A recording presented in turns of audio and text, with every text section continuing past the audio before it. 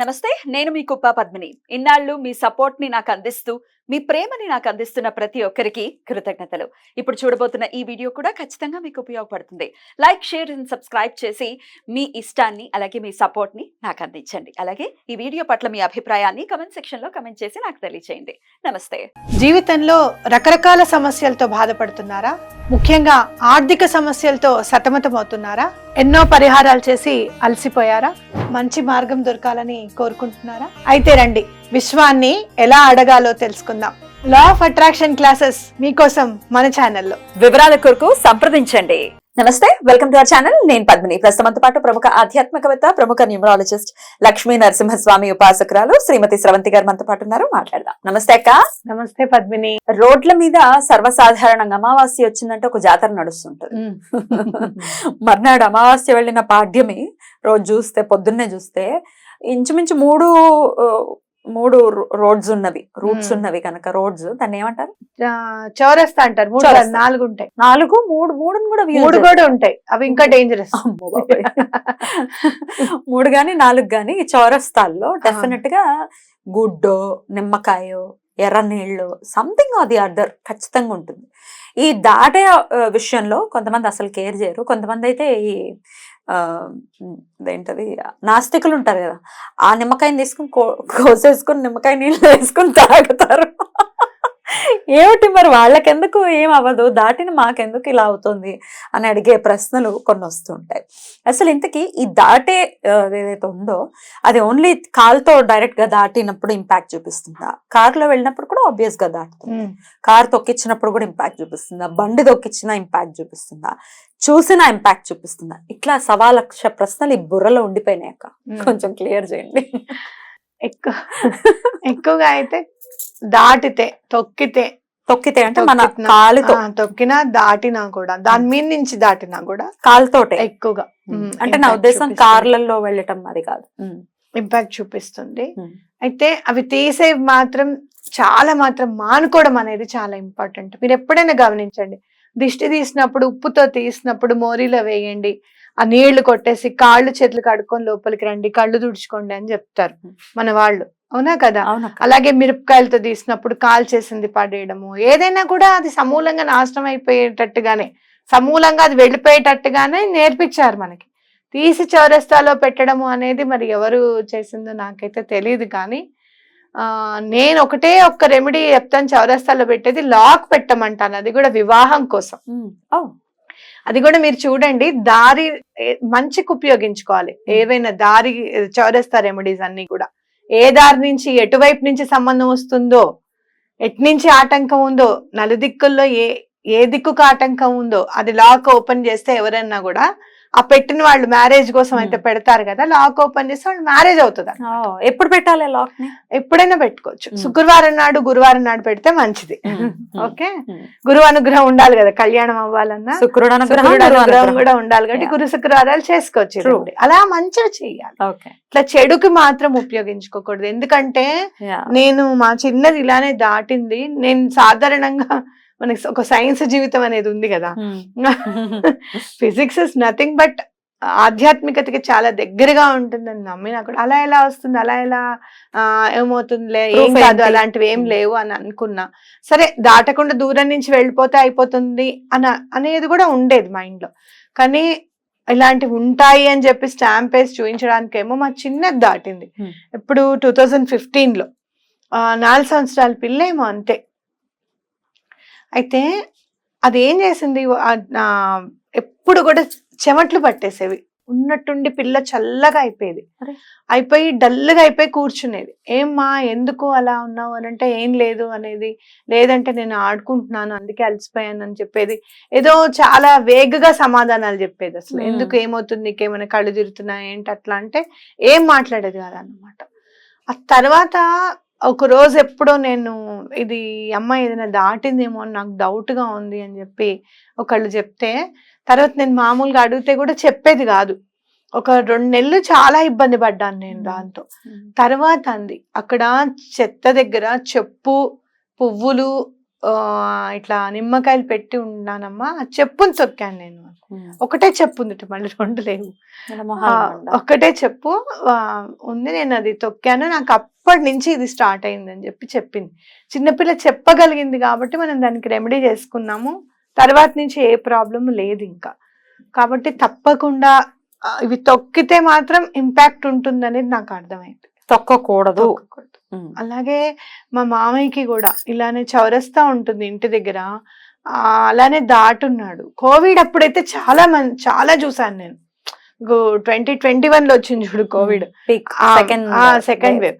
అప్పుడైతే అందరూ తీయడము పడేయడము. ఇంకా అది తొక్కినప్పుడు మాత్రం మా మామయ్యకి కూడా చాలా ఇబ్బంది అయింది. నేను మళ్ళీ దానికి తన కోసం రెమెడీ చేసిన తర్వాత తనకేమైందంటే అన్నం మింగలేకపోయేవాడు అస్సలు. నాకు మింగుడు పడట్లేదు అనేవాడు.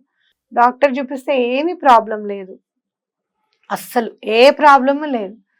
ఇప్పుడు నేను ఒకటి రెమెడీ చేసిన తర్వాత ఫస్ట్ రెమెడీ స్టార్ట్ చేసిన రోజే నాకు కాల్ చేశాడు. నేను శుభ్రంగా తిన్నాను అన్నం ఇవాళ, నాకు చాలా మింగుడు చక్కగా పడింది అని చెప్తే నాకు ఆశ్చర్యం అనిపించింది.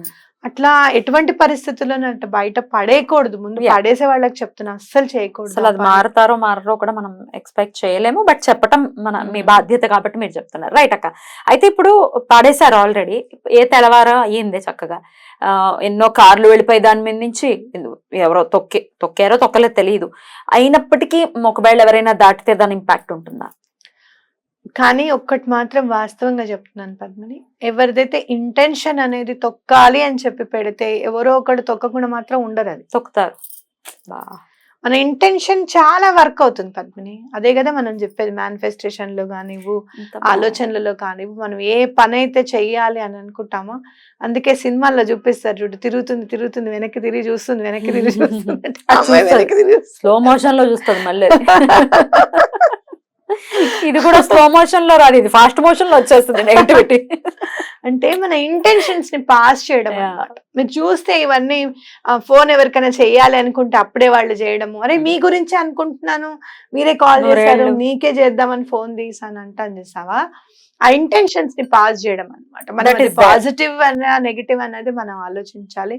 కానీ ఎప్పుడు కూడా అలా తీసి పడేసే వాళ్ళకి మాత్రం నేను ఒక్కటి మాత్రం చెప్తాను, అది ఎలా సమూలంగా తీసి పంపించేయాలనేది నేర్చుకోండి. మాస్టర్ కే గారు చాలా బాగా హెల్ప్ చేస్తారనమాట. అసలు ఆయన అయితే వండర్స్ నిజంగా.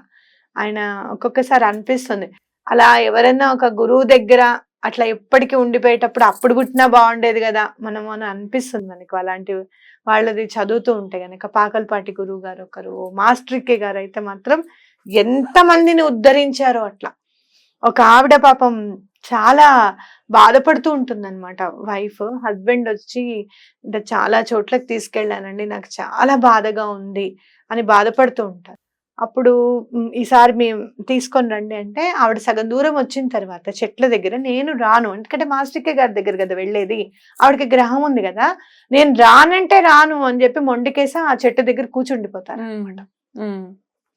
అప్పుడు ఇతను మాస్టర్ గారి దగ్గరికి వెళ్తే ఆయన వస్తారు పాప, చూడు ఆయన వచ్చి ఆవిడ్ని చూసి, నువ్వు వెళ్ళిపోమని చెప్పా కదా. ఆయన చూడు అసలు ఎవరైనా గట్టిగా మాట్లాడతారు, ఎదురుండే గ్రహం ఉంది లోపల అంటే, నువ్వు వెళ్ళిపో అంటే నేను వెళ్ళను, నాకు జీవితం భయం వేస్తుంది, నేను వెళ్ళను అంటే, నీకు మంచి జన్మని ఇమ్మని భగవంతుడిని నేను ప్రార్థిస్తాను, ఖచ్చితంగా ఇస్తారు స్వామి నీకు, నువ్వు వెళ్ళిపో, నా మాట విని ఆవిడ్ని ఇబ్బంది పెట్టద్దు, ఇక్కడ నువ్వు ఉండలేవు, ఇది కుదరని పని, ఆవిడకి బాధ నీకు బాధ, నువ్వు వెళ్ళిపో, నీకు మంచి జీవితాన్ని ఇప్పిస్తా అని చెప్తారు.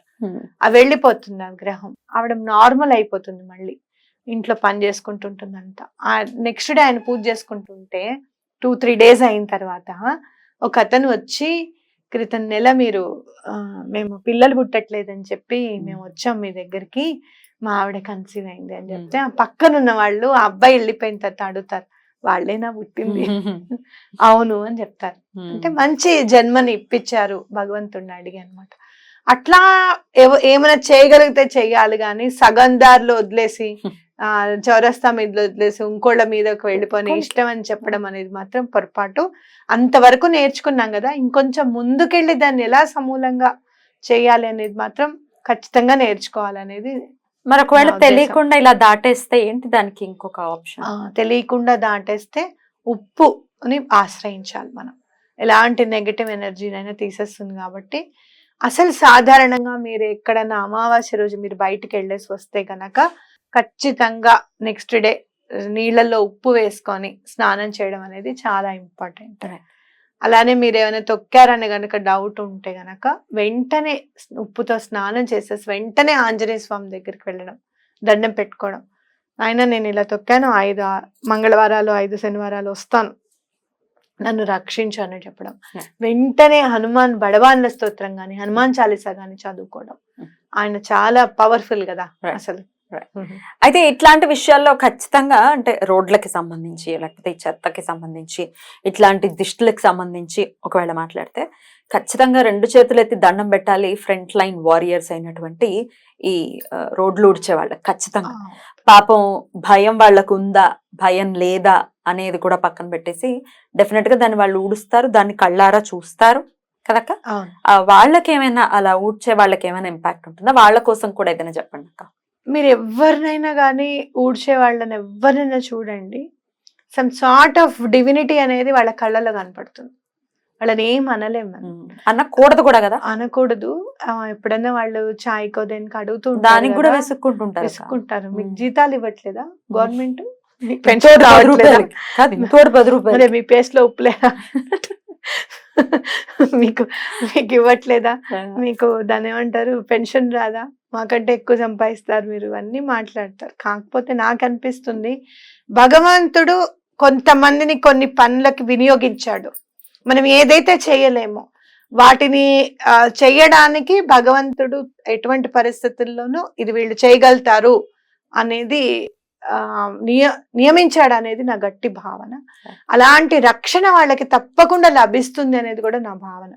ఇంకోటి ఊడ్చేదే కదా, ఊడ్చేస్తే క్లియర్ అయిపోతుంది అనేది ఇంటెన్షన్ వాళ్ళకి కూడా ఉంటుంది. ఓ ఇవా లక్షలు చూస్తాం మేము పొద్దున్న లేచే దగ్గర నుంచి, ఏమైతుంది అట్లా ఏం లేదమ్మా, మేము దండం పెట్టుకొని వస్తాం మాకేం కావద్దని, దేవుడి మీదనే భారం అంటారు. అది అంతే. వాళ్ళకి కూడా కొంతమంది నేను చూసాను, దేవుడు వచ్చే వాళ్ళు కూడా ఉంటారు, చక్క కడియాలు అవి వేసుకుంటారు, అదే రక్షణ.